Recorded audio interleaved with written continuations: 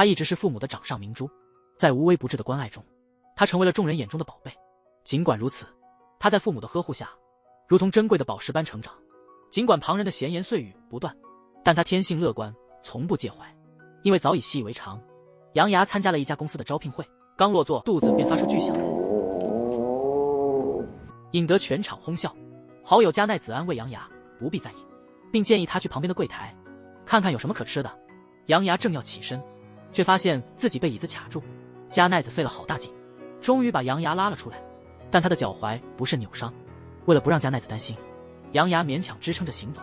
然而身体的不适让他突然向后倾倒。紧急时刻，一位男士冲上前扶住了他，转头一看，竟是一位英俊的男士，让他心跳加速。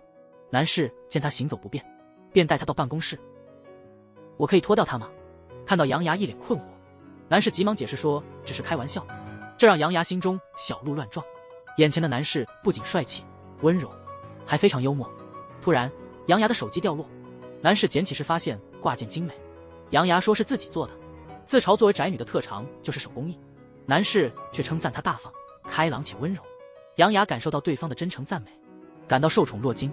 但就在这时，肚子不合时宜的再次响起，男士贴心的拿出小零食。杨牙顿时觉得这是迄今为止尝到的最美味的食物。男士将杨牙送上出租车，还细心的付了车费。杨牙连连拒绝，说自己还不是公司员工。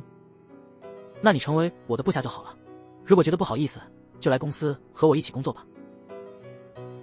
临别时，男士捡到了杨牙掉落的手机挂件，本以为很快会再见面，却没想到再相遇已是3年后。杨牙回家后告诉加奈子这一切，加奈子也称赞那位男士帅气温柔，还这么热心地帮助杨牙。这样的场景仿佛只出现在电视剧中。杨牙突然意识到自己喜欢上了对方，但看到镜中的自己，又觉得自己配不上他。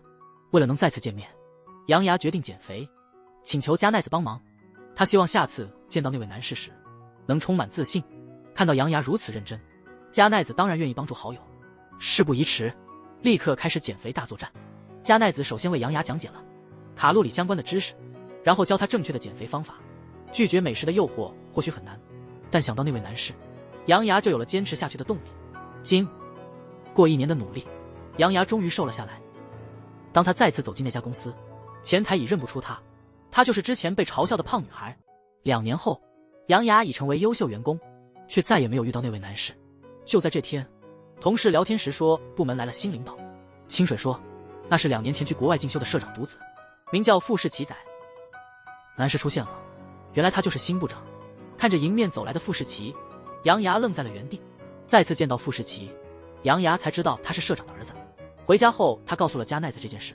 想到对方不仅是部门的王牌员工，还是社长的儿子，杨牙觉得自己减了50公斤，好像还是配不上对方。加奈子连忙鼓励他，让他想想减肥期间的坚持。既然有决心减下50公斤，怎能轻易放弃？这才让杨牙重新振作。就算是为了这么久的努力，也不能轻言放弃。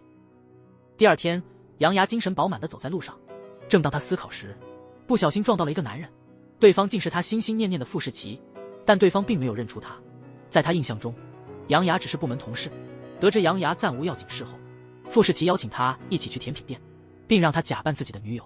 这一刻，杨牙如梦似幻，男神就这样牵起了他的手。走在大街上，看着菜单，杨牙有些迷茫。自从减肥后，他就再也没尝过这些美味的甜品。富士奇之所以带他来，其实是为了市场调研，但他一个大男人独自来甜品店，觉得不好意思。没想到刚好在路上遇到了杨牙。当富士奇得知杨牙因减肥不能享用甜品，绅士的他立即点了茶水，这让杨牙很是过意不去。但富士奇表示没关系，光是观察其他客人的反应也能了解很多。虽然如此，杨牙还是觉得应该尝一尝。于是他重新打开菜单，点了一款巧克力甜品，因为他听说巧克力中含有助减肥的成分。说着便拿出了自己的减肥手册。看着杨牙品尝时的幸福模样，富士奇想起了那个胖女孩。原来他之所以来这家甜品店，还有一个原因。他知道那个胖女孩的大学就在附近，他希望能再次遇见她。当杨牙听了富士奇的解释，他差点没忍住。没想到当初的相遇，不仅自己喜欢上了富士奇，对方也对自己产生了好感，这让他不由得想入非非。这让他既感动又难过。回家后，杨牙将此事告诉了加奈子。加奈子感到很震惊，杨牙竟然答应帮傅世奇找胖女孩，想到对方可能喜欢胖乎乎的女孩，这让杨牙很是无语，感觉自己白减肥了。加奈子却表示，如果杨牙没有减肥成功，说不定连公司大门都进不去。虽然找工作不会只看外表，但身体状况也是衡量自我管理能力的重要因素，所以减肥本身并没有问题。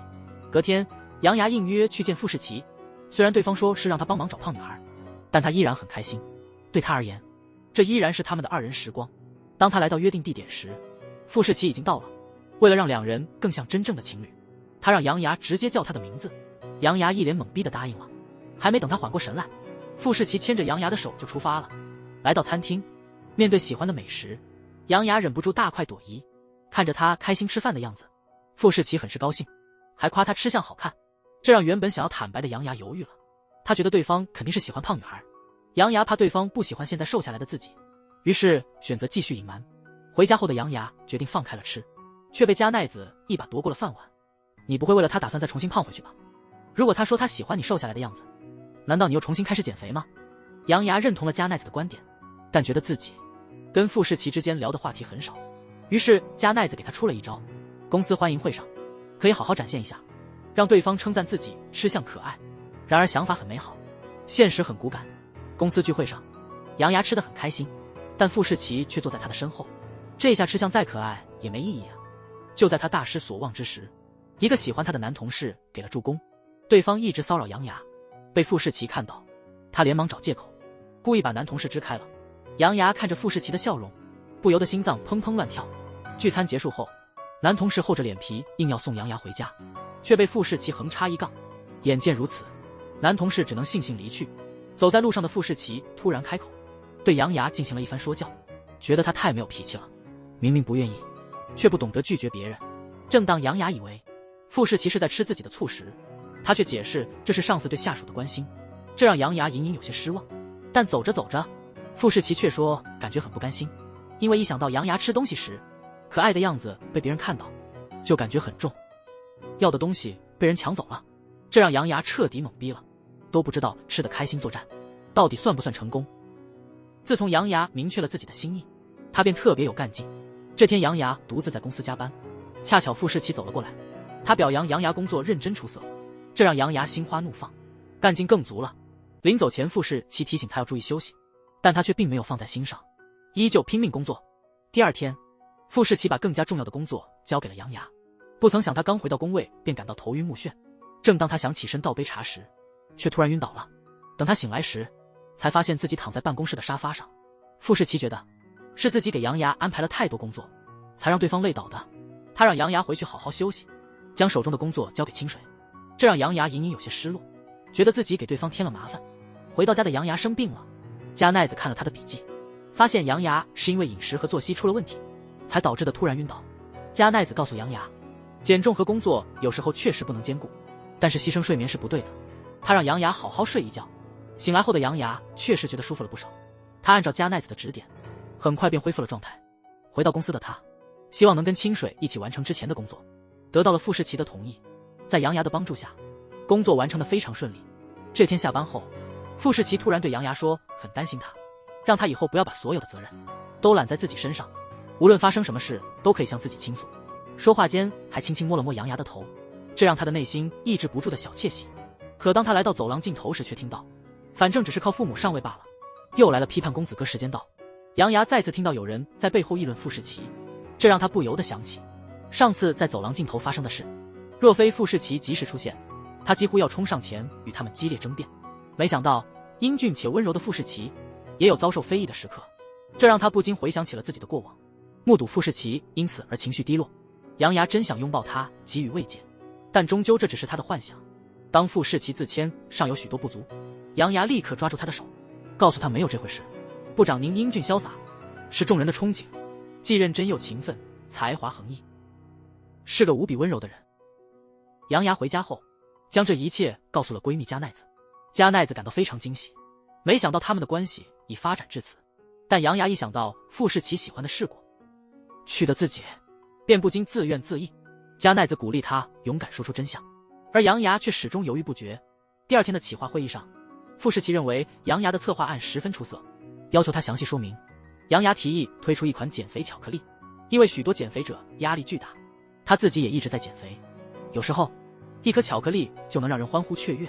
他的想法是在巧克力中加入乳酸菌，以有效调节肠道平衡。大家都认为这个创意极佳。下班后，杨牙发现傅世奇在公司里睡着了，他忍不住又开始幻想，然而美梦未尽，傅世奇便醒了过来。他拉住杨牙，轻抚他的脸颊。就在这一刻，傅世奇突然清醒，慌张的他急忙坐起，跟杨牙说抱歉。恢复正常的傅世奇问杨牙为何还未下班。杨牙尴尬地说他见他睡着了，本想给他盖个毯子。傅世奇微微一笑，催促杨牙早点回家休息。杨牙匆忙离开，却不慎将钱包遗落。在他刚要离开公司时，傅世奇追了出来，好奇地问他，这个钱包上的装饰品是不是他自己做的？他曾见过类似的钱包，那正是他一直在寻找的那个胖女孩的钱包。怎么会突然提到佐伯，真让人困惑。只是同桌而已，常说话罢了，请不要捉弄我，我怎么可能喜欢那种人？曾经的胖女孩因常被人嘲笑，对感情异常自卑，即使知道傅世奇喜欢胖胖的自己，如今瘦了下来的她也不敢向他坦白真相。面对傅世奇的疑问，杨牙只能慌张逃避。回去后，她将这一切告诉了闺蜜加奈子，加奈子只能在一旁安慰她，鼓励她振作起来。第二天，傅世奇发消息给杨牙，约他去之前去过的咖啡店。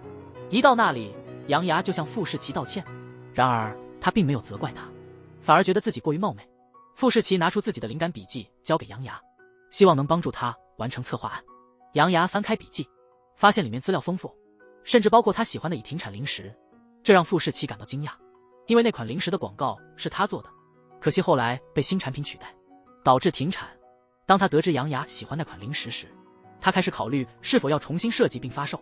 就在这时，傅世奇突然说，他不再强迫自己寻找那个胖女孩了，他认为这可能只是自己的一厢情愿，对方可能早已忘记了当初的约定。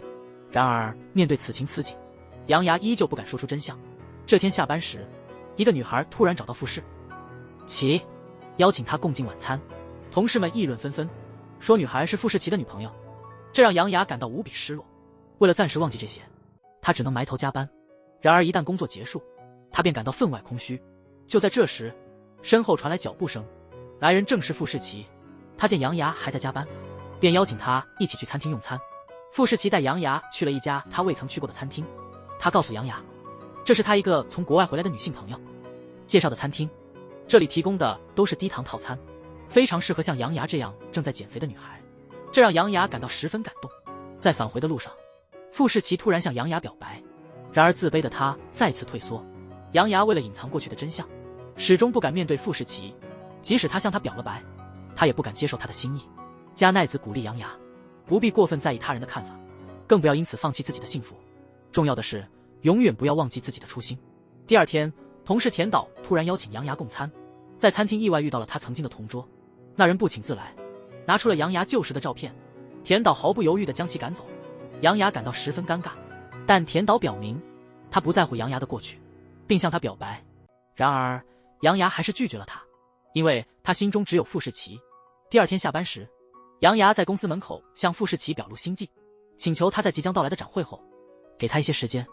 展会前夕，田岛接到厂家电话，产品包装因时间错误无法按时送达。当大家考虑改变计划，不使用成品时，杨牙提出了解决方案。他带领团队手工包装，结果出奇制胜，赢得了广泛赞誉。活动结束后，杨牙终于向傅世奇坦白了一切。他向他展示了自己过去的照片，告诉他自己就是他一直在寻找的胖女孩。他之所以努力减肥，只为了能再次与她相见。但当他发现他喜欢的是过去的自己时，他害怕变化会让他们的关系破灭。傅世奇听后紧紧拥抱了杨牙，告诉他，虽然他刚刚才确定杨牙就是那个胖女孩，但其实在第一次看到他吃饭的时候，他就隐约感觉到了，只是不愿深究，因为杨牙似乎想要隐藏这段过去。杨牙问傅世奇，现在的自己真的可以吗？对方不是喜欢曾经的自己吗？傅世奇回答，无论他如何变化，他都喜欢他，因为他一直喜欢的只有杨牙。这是一所只有帅哥的高中，每天上学路上，各种型男都会出现在同一辆公交车上，让同路的女生尖叫不已。他们太帅了，连公交车上的80岁老奶奶都忍不住多看几眼，恨不得重返18岁，谈一场甜蜜的恋爱。如果有一所只有帅哥的高中，故事从闻名遐迩的美男学院开始。听名字就知道这所学校的男生颜值极高，一心想让学生们在选美大赛中夺冠的校长没想到，长相平凡的男主池田意外进入了美男学院，把这所帅哥云集的高中搞得天翻地覆。池田生活在一个充满欢笑的家庭，由于报考的学校全部落榜，家人擅自帮他报考了只看重颜值不太注重成绩的美男学院，结果意外被录取。池田一问才知道，是妹妹偷偷把他的报名照片换成了 PS 后的版本，成功混入学院。池田满怀希望地来到学校报到，看到校园里众多型男，立刻意识到自己与他们格格不入。热情的同学若琳对池田充满好奇，上前询问他如何入学。看到池田支支吾吾答不上来，若琳没有继续追问，话锋一转，为对方介绍起了学校里各路知名花美男。他告诉池田，这所学校的男生都以全国帅哥选拔大赛为目标，在大赛上获得名次的人前途无量。以颜值为入学标准的美男学院曾多年垄断冠军，但近2年开始没落。为此，校方特意聘请了传奇帅哥风间担任顾问，试图改变学校的颓势。池田听着若琳介绍那些他需要仰视的帅哥，心中感到巨大的落差。他不小心踩到了奇怪的东西。路过的女孩小景看到这一幕，忍不住笑了。她第一次见到有人在帅哥云集的校园里做出这样的举动，立刻记住了这个与众不同的男孩。这个笑容让池田心动不已，没有注意到角落里的风间正观察着他的一举一动。不久后，校长召开了全国帅哥选拔大赛的筹备会议，挑选了20名顶级帅哥作为候选人。3个月后，其中5名最优质的人选作为参赛者进入全国帅哥选拔大赛。所有男生都紧张地等待自己的名字被叫到，只有自知无望的池田一副超然的样子，专心欣赏着入围者的风采。接下来的事情让池田大吃一惊，校长宣布的最后1名候选人竟然是他。当风间将候选人徽章交给池田时，池田还以为自己在做梦，他不知道这枚徽章背后还有无尽的危机。他刚回到教室，就遭到了同班男生野上的质疑。野上是有力的候选人之一，无法接受被平凡的池田超越。在同学们的劝阻下，野上方才罢休。其他人也和野上一样，不明白池田为何能成为候选人。其实这一切都是风间暗中安排的。他认为学校近几年未能夺冠，是因为参赛者们过于高傲，缺乏生活气息。当他看到毫无包袱的池田，立刻意识到这个接地气的男孩正是他想要的人，于是说服校长将池田列入候选人名单。被视为骑兵的池田无意中发现了野上对徽章的执着。原来野上曾与一位失明的小女孩有过约定，为了让她勇敢接受手术，他承诺会赢得候选人徽章。看到野上虽然假装入选却拿不出徽章，池田感到不是滋味，主动借出自己的徽章帮他圆谎。这一行为让野上既感动又愧疚。女孩恢复视力后，野上坦白了真相。出乎意料的是，女孩并没有责怪他，反而称赞他的外貌，表示即使没有徽章，野上在他心中依然是最帅的人。女孩的态度消除了野上的担忧，也给了他一些安慰，似乎是要奖励池田的善举。命运让他再次遇到了心动的女孩小景。小景一向不喜欢那些只有外表的帅哥，对池田这个与众不同的人充满兴趣，觉得他虽然外表平凡，却幽默可爱。一来二回，两人的关系越来越亲密。池田的心跳告诉他，他已经深深陷入了爱河。这时，一个恶倒在门外的男生打断了他的思绪。池田走近一看，发现对方是学校里的贵公子阿宇，于是赶紧准备饭菜招待他。面对温柔热情的池田，阿宇道出了自己挨饿的原因。家境贫寒的他，为了维持富有的形象，花费了大量生活费，常常饥一顿饱一顿。